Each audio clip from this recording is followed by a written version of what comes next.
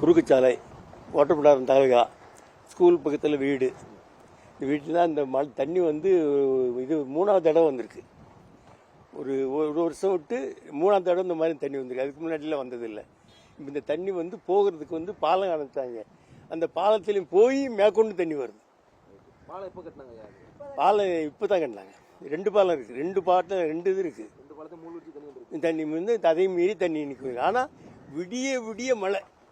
நேற்று காலையில் ஆரம்பித்த மழை விடிகிற வரைக்கும் விடலை. சரியான மழை. எத்தனை நாள் தண்ணி நிற்குது? தண்ணி இன்னைக்கு நேற்று நைட்லேருந்து தான் இருக்குது. நைட்டு 10 மணிக்கு மேலே தண்ணி ரோட்டை கிராஸ் ஆச்சு. கரண்ட் விட்டு வருது. இல்லை இப்போதைக்கு இல்லை. நாங்கள் வீட்டில் ஒரு லட்சம் சாப்பாடு வச்சுன்னா எங்கள் வீடு வந்து பக்கத்தில் அந்த படி மட்டத்துக்கு தண்ணி வந்துடுச்சு.